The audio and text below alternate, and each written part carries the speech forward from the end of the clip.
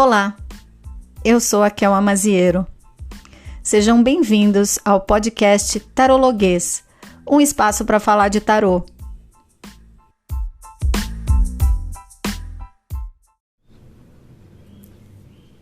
Olá, gente querida! Voltei depois de um longo período, né? Eu já tinha combinado com vocês que o lançamento dos episódios não seria uma coisa fixa, né? Aquela coisa de, sei lá, toda segunda-feira ou a cada 15 dias, porque eu não funciono muito assim, tá? Quando se trata de criação de conteúdo e de principalmente disponibilização de reflexões e afins, eu não gosto muito desse esquema cronometrado, porque pode ser que chegue lá a semana de fazer um episódio e aí não tem assunto, ou eu não tô a fim de falar sobre determinado assunto, ou tá uma semana difícil e eu tô dando pouca atenção para isso, ou não vou conseguir dar a atenção que eu gostaria para isso, né? Então, eu sou muito cri-cri com algumas coisas relacionadas ao meu trabalho. Tanto quando as pessoas me escrevem por WhatsApp e às vezes eu demoro a responder, quanto, por exemplo, nesse podcast. Quando eu percebo que eu não estou focada naquilo, eu não vou dar a devida atenção, eu não faço. Eu até aviso os alunos e clientes. Eu falo, se eu demorar para responder, não estranha. Eu gosto de responder quando eu estou efetivamente dando atenção para esse assunto.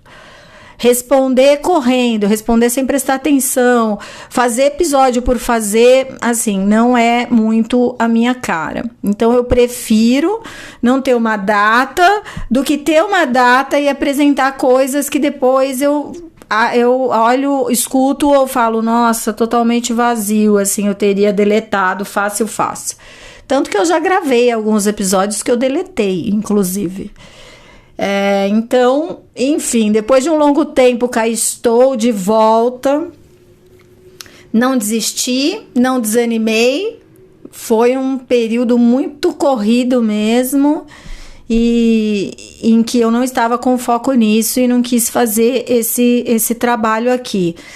E aí já até te aviso, encontrei este momento para fazer essa gravação, portanto é possível que você escute barulhinhos que estão acontecendo, infelizmente, aquém da minha vontade, né? Que eu não consigo controlar e que aí eventualmente o barulhinho vai sair.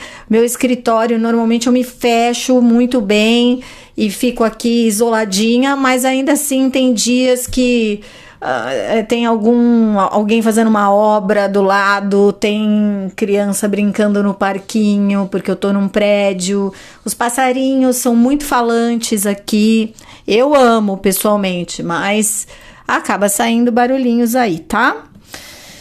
Bom, hoje eu quero falar sobre um assunto que eu gosto bastante, por isso, inclusive, que eu escolhi falar. Eu recentemente abordei esse assunto no meu Instagram, tive interações incríveis a partir desse assunto, fiz um vídeo que teve um engajamento muito bacana também, fiquei feliz com isso. Pode ser que aqui você me escute falar de novo sobre alguns elementos, mas isso faz parte, né? De novo, não tem nenhum script montado, a minha memória é um caos, às vezes as coisas vêm e eu repito, às vezes elas vão embora e eu não lembro mais. O que importa é eu conversar com você aqui um pouco sobre esse tema, que é o tema que envolve a nossa prática oracular. E aí, a gente pode entender essa prática oracular como um atendimento profissional que a gente faça, como uma consulta efetivamente, ou até aquele jogo que você faz para uma pessoa que conhece, quando você faz jogos para treinar, para testar, enfim. Quando eu uso o termo prática oracular, é justamente com a intenção de você entender que tanto faz a maneira como você pratica, se é profissional, se não é, se está começando, se você está terminando, se faz tempo que você não faz, tanto faz. Prática oracular, ela acontece em diversos formatos, em vários momentos da vida e tá tudo certo, né? Tem uma questão que envolve a prática oracular que, consequentemente, nos envolve, sejamos profissionais ou não, que é aquela questão do mito, né, que gera a expectativa da consulta. Quando eu uso o termo mito, inclusive, não é no sentido de mentira, porque eu pessoalmente detesto usar o termo mito como referência à mentira, porque mitologia é uma coisa muito mais rica do que uma representação de mentira, tá? Eu detesto quando a pessoa fala mito ou verdade. Eu falo, não, é assim, mentira ou verdade, né? Assim, mito não é sinônimo de mentira. Então, quando eu sugiro aqui, né, o termo mito, não é no sentido da mentira. Quando eu tô falando de mito, é no sentido de uma história, uma narrativa que faz parte do imaginário, né? E que no nosso caso, muitas vezes, se afasta da nossa realidade, certo? Então é mito nesse sentido. De novo, odeio usar o termo mito como se fosse uma mentira. A importância do mito é absurda na nossa vida, então não tem nem como usar nesse sentido. Mas quando eu falo a consulta, né, como um mito aí de grandes eventos, é no sentido de que muitas pessoas vão fazer uma leitura, seja com profissional, amigo, conhecido, enfim, esperando que essa leitura seja um grande evento. E às vezes, aí me custa dizer isso para vocês, mas às vezes, gente, não é. Às vezes a consulta não é um grande evento. Às vezes a consulta é um espaço de troca, é um espaço de conversa, é um espaço onde a gente se relaciona e busca esclarecer uma coisinha aqui, outra ali. E esse mito, de novo, entendendo isso como uma narrativa que permeia o imaginário, que faz parte do imaginário, né? E que muitas vezes potencializa expectativas, né? Essa consulta ou essa leitura, muitas vezes, ela nem vai funcionar tão bem se ela vier envolvida de todas essas promessas e possibilidades possíveis, imaginadas, tá? E eu quero falar um pouco sobre isso com vocês aqui. O quanto esse mito da consulta incrível é um mito funcional e efetivamente possível, né?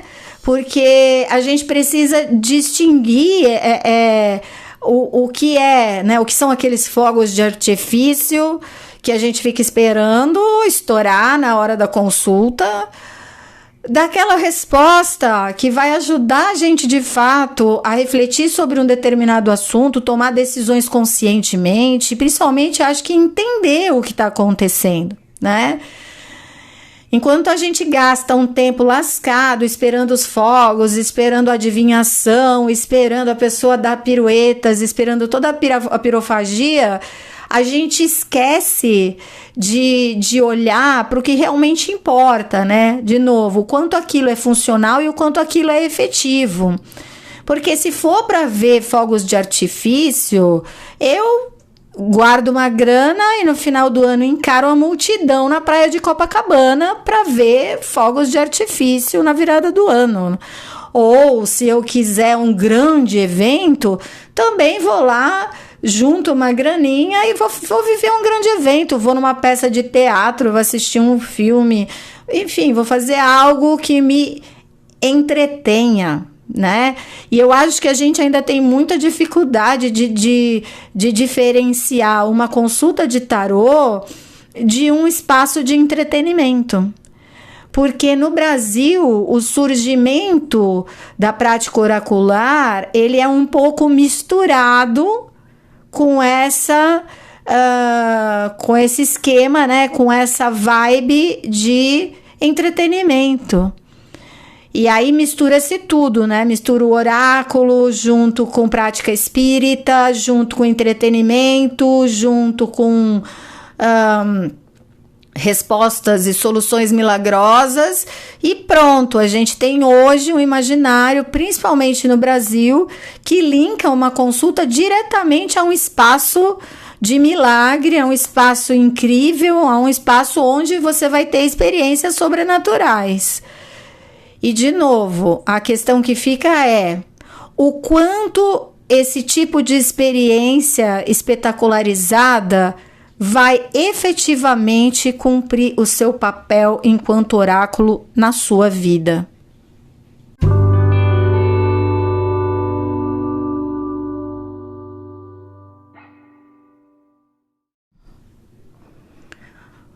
Para a gente começar a falar disso, né, ou melhor, para a gente dar continuidade para essa conversa, acho importante citar aqui algumas fontes, né? Porque em tempos de rede social, onde tem especialista em absolutamente tudo que é assunto, eu acho que faz um pouco de falta, às vezes, a gente ir um pouquinho mais devagar na necessidade de saber de tudo, para a gente conseguir realmente ter o mínimo de noção do chão que a gente quer pisar, né?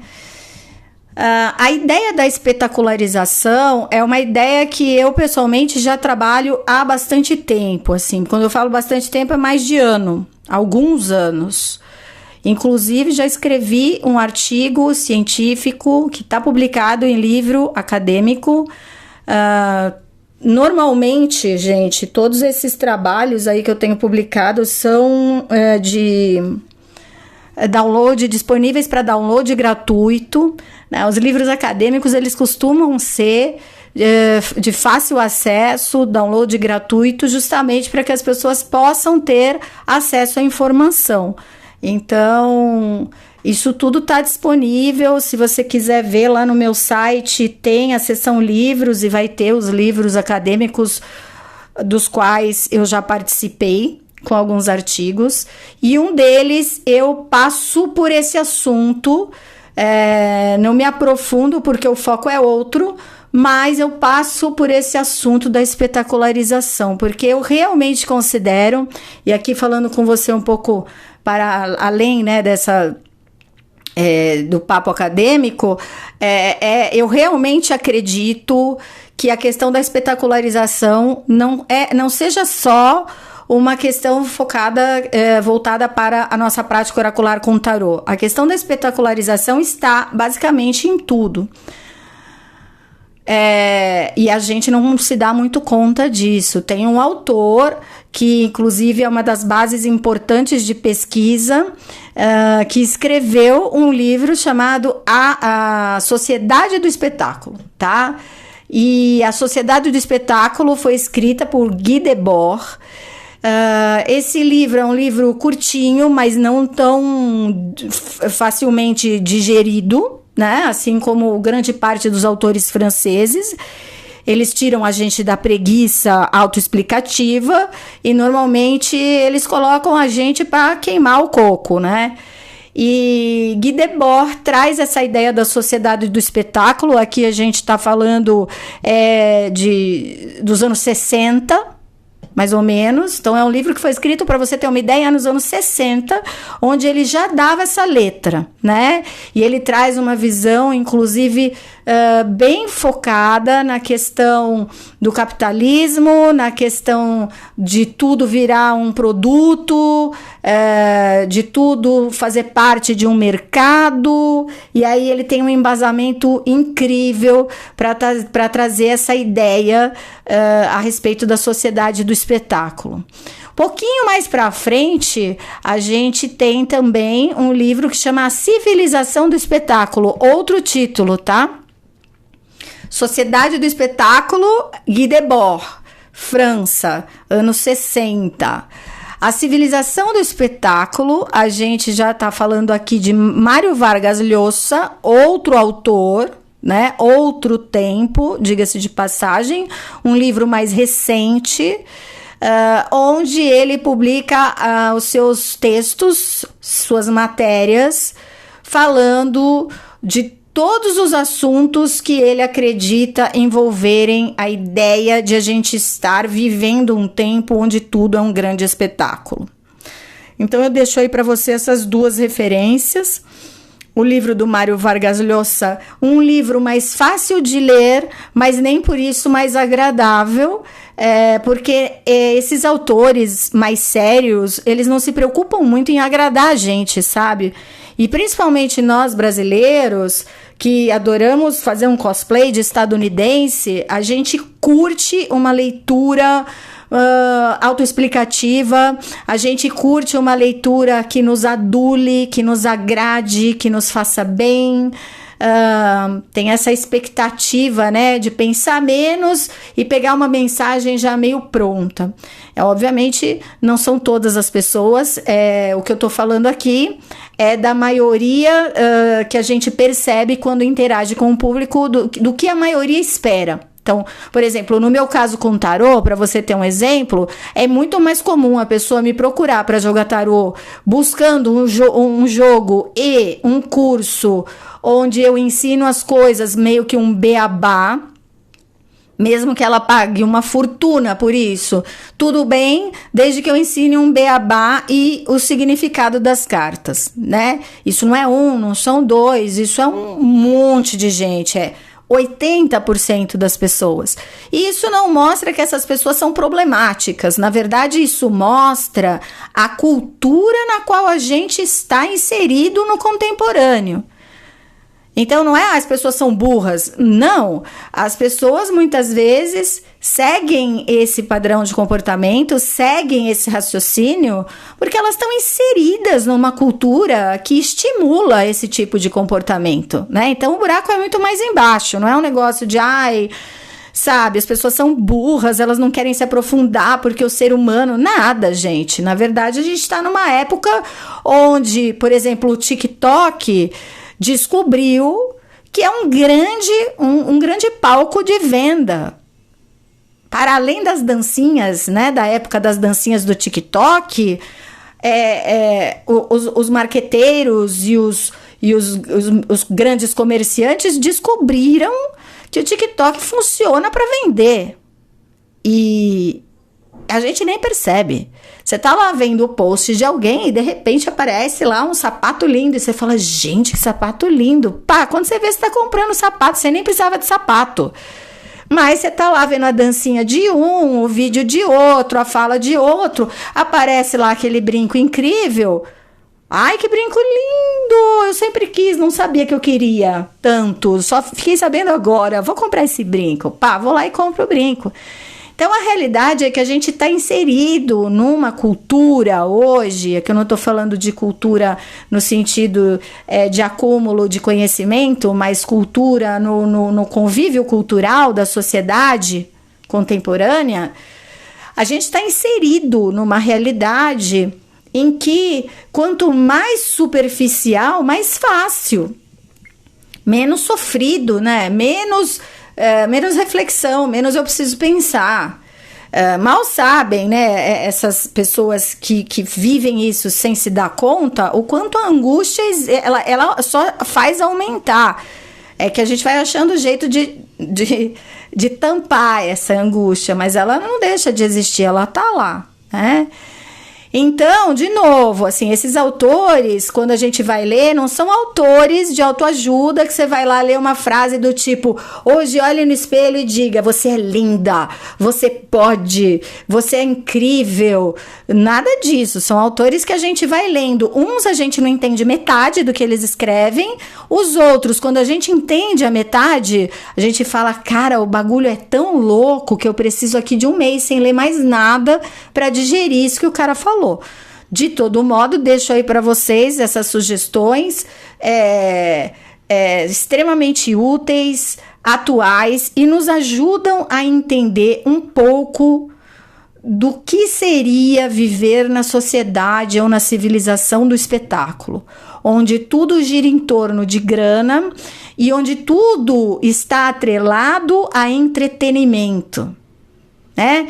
Então, não adianta a gente produzir um filme incrível no Brasil, por exemplo, porque as salas de cinema rodam e giram grana com Velozes e Furiosos 27, tá? Não adianta a gente ter grandes artistas, porque no final é preciso chamar uma moça que nem é atriz, por exemplo, para estrelar um filme, porque ela tem 20 milhões de seguidores e são esses seguidores que vão dar dinheiro para esse filme se justificar. Então, a atriz não está sendo escolhida pelo seu talento, ela está sendo escolhida pelo número de seguidores, porque se não tiver muitos seguidores ali que assistam o filme é um fracasso. Então, se a gente parar para pensar em coisas como essas, que são coisas simples, a gente começa a entender a estrutura que a gente está inserido e o quanto tudo isso movimenta dinheiro, visibilidade, influência, marketing, e tudo isso faz parte de uma cultura do espetáculo em que muitas vezes a gente se vê nadando contra a maré, mas a gente não sabe o que de fato está acontecendo, né? Eu estou aqui só citando um elementozinho, mas se você quiser pesquisar, fique à vontade. É um assunto riquíssimo e que basicamente espelha a nossa realidade, e com o tarô, obviamente, não é diferente.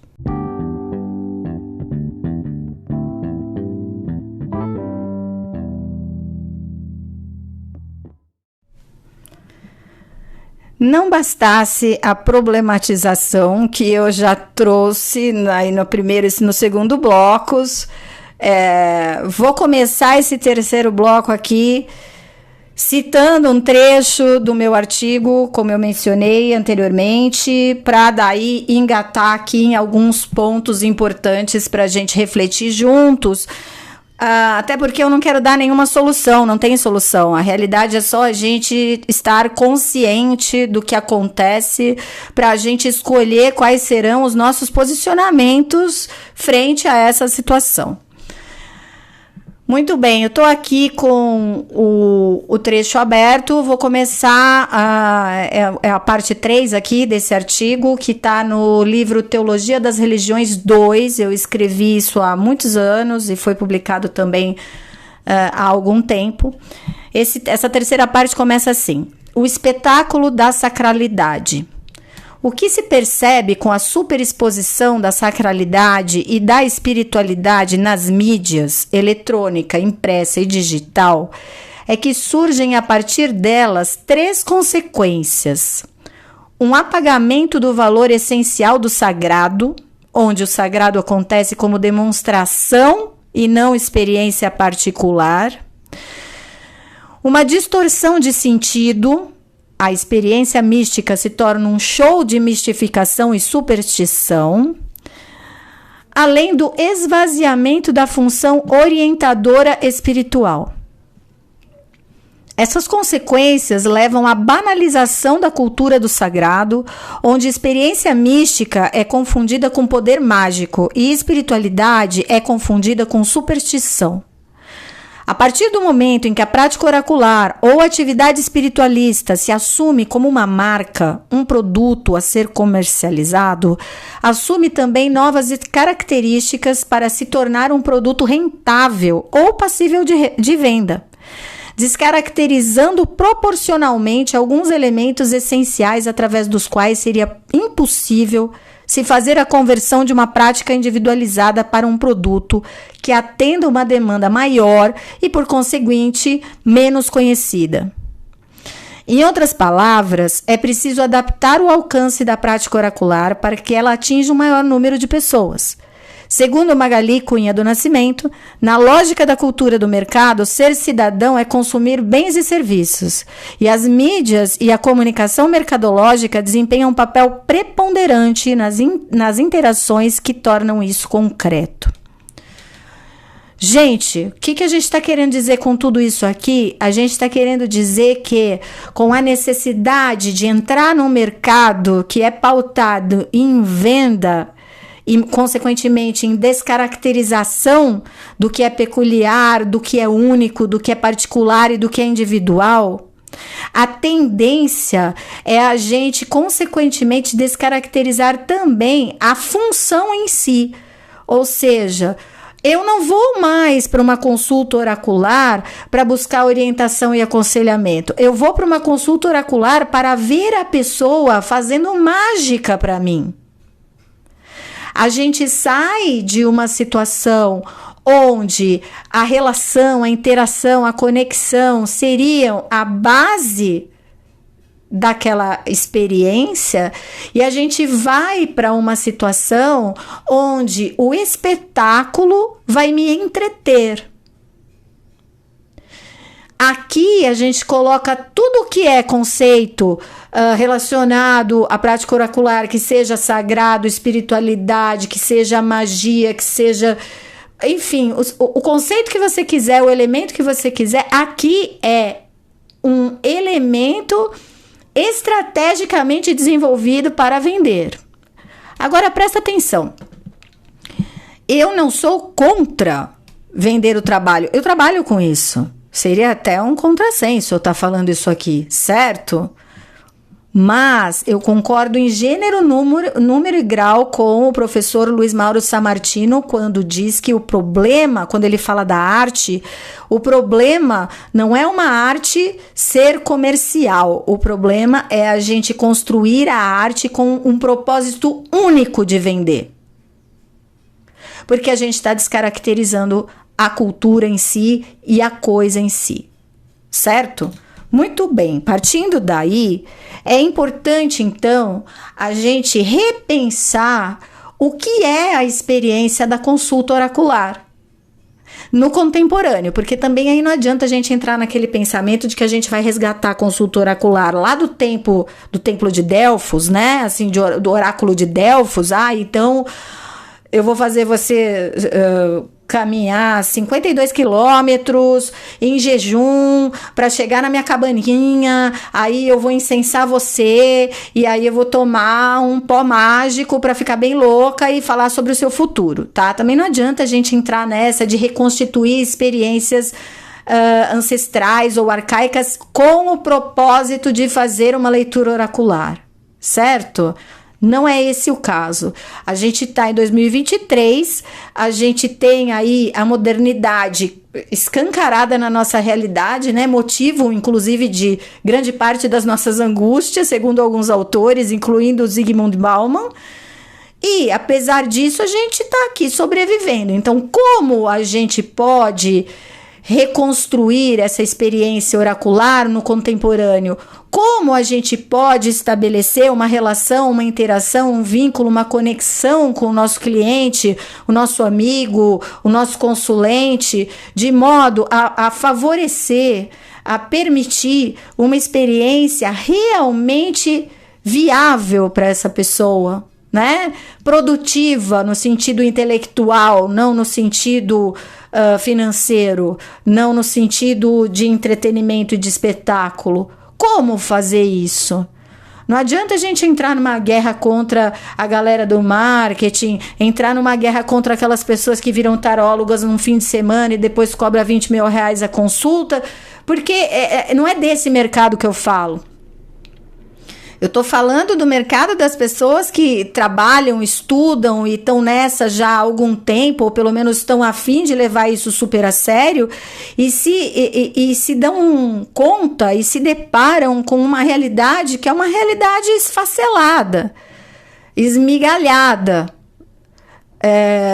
onde as pessoas nos procuram muitas vezes esperando que a gente faça chover para elas, né? E como a gente vai lidar com isso? Então, a questão gira em torno disso, minha gente. É a gente refletir como seria possível estabelecer uma experiência viável e produtiva para o consulente, para o cliente, sem a gente descaracterizar a nossa prática. Recentemente, lá no meu Instagram, eu falei um pouco sobre isso. Eu tentei propor uma reflexão sobre isso.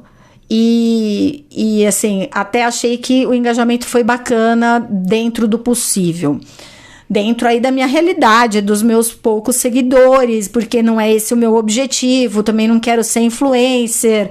Então, assim, eu quero conversar com quem faz a mesma coisa que eu, ou com os meus clientes e com os meus alunos que já conhecem como funciona a minha abordagem. Esse é o meu objetivo principal. Quando eu propus essa interação, achei muito engraçado, porque muitos colegas não conseguiram traçar uma diferença entre uma prática e outra. Então, vou te dar um exemplo aqui. Há algum tempo atrás, eu assisti na Netflix, está lá disponível, tem uma minissérie documental que se chama Life After Death. Só que essa é específica com Tyler Henry, tá? Você vai encontrar um Vida Após a Morte, é a ciência da vida após a morte, na verdade, que é um outro documentário que, assim, eu super indico para quem se interessa pelo assunto, porque ali estão os melhores profissionais da área estudando a questão da vida após a morte, tá? O que eu tô falando aqui para você é outro, é a vida após a morte com Tyler Henry, ou por Tyler Henry, que é o médium das celebridades de Hollywood, tá?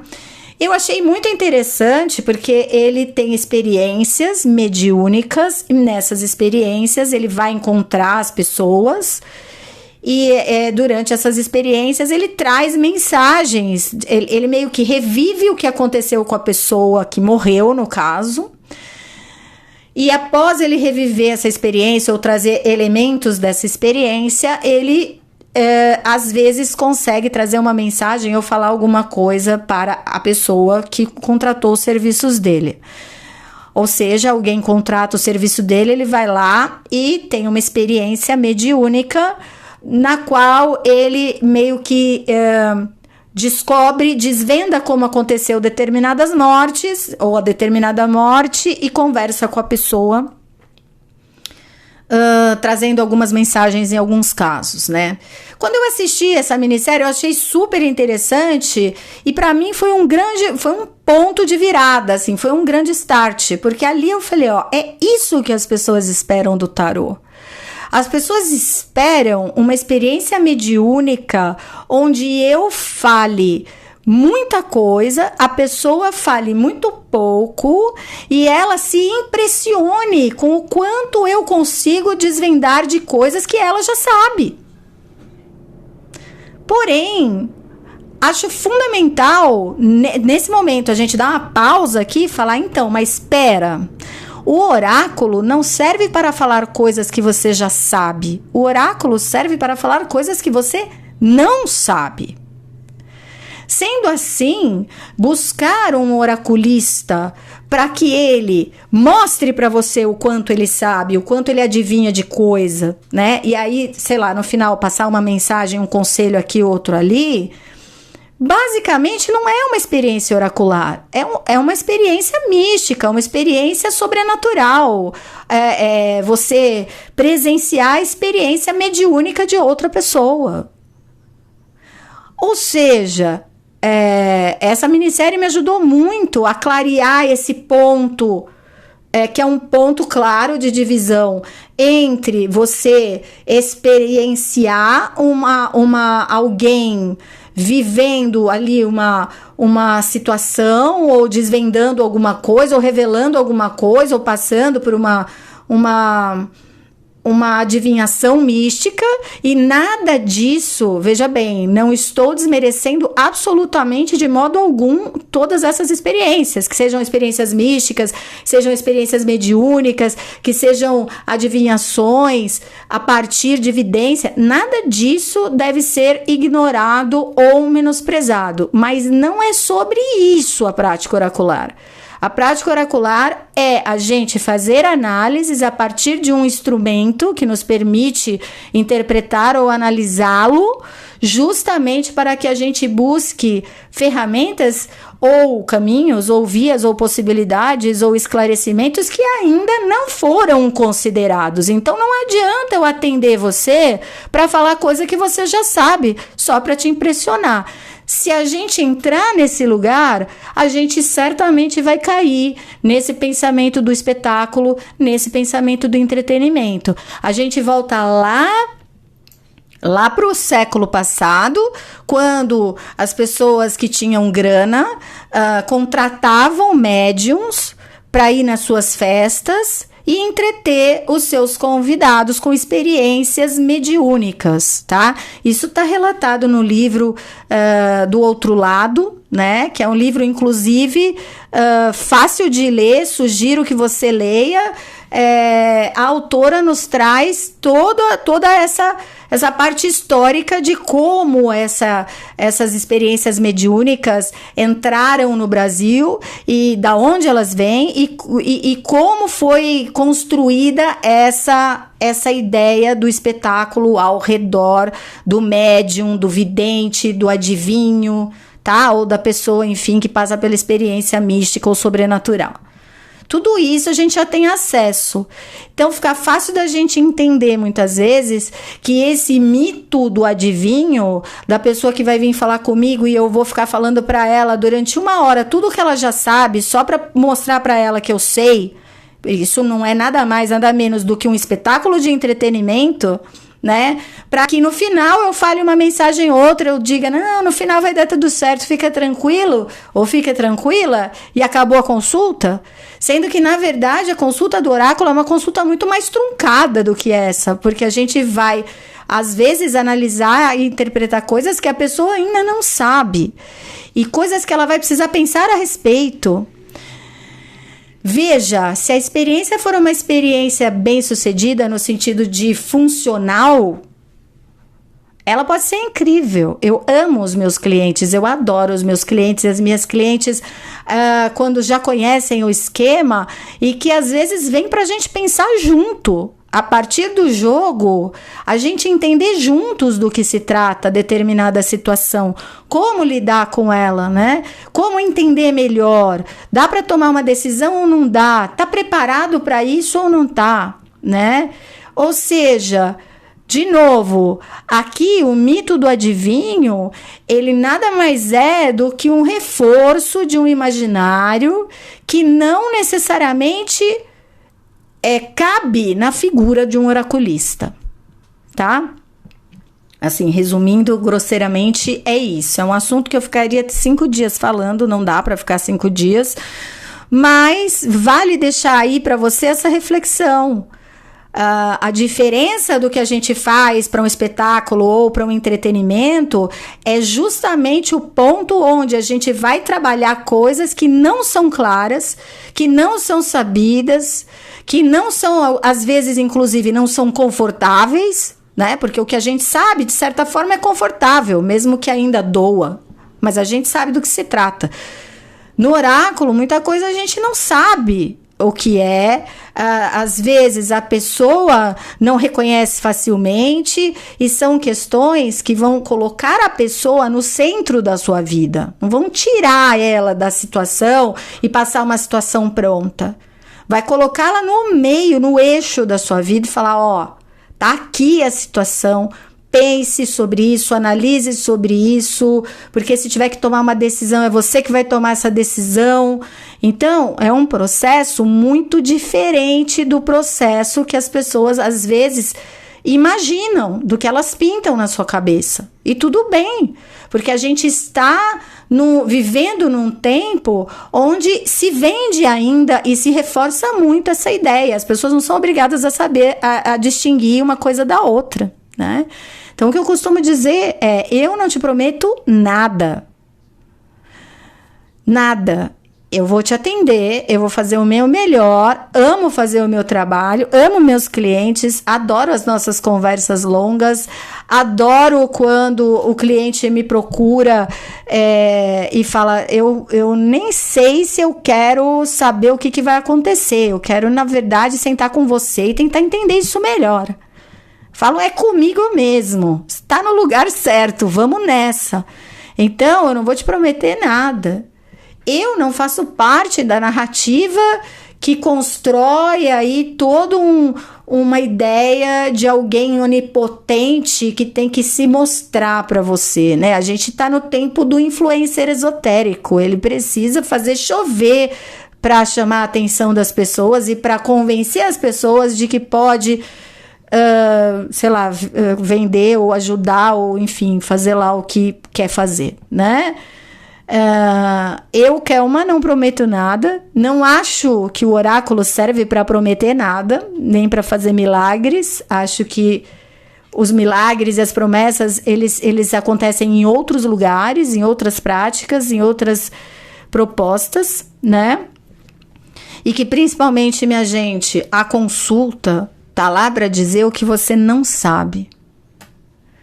Tudo bem você achar uma coisa ou outra, tudo bem você localizar uma coisa ou outra, mas a nossa função, enquanto oraculistas, não é dizer o que você sabe.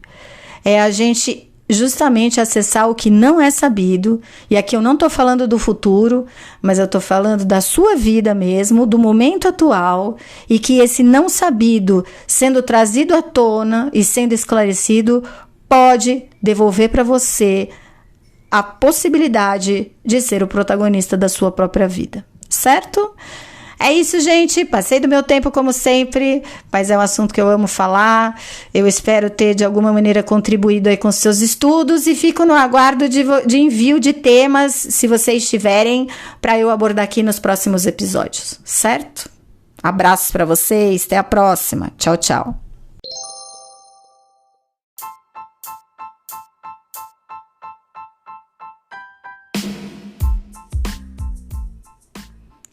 Esse é o Tarologuês e eu sou a Kelma Maziero. Fique de olho nas minhas redes sociais ou na página do Tarologuês do Spotify para saber o lançamento dos próximos episódios. Até lá!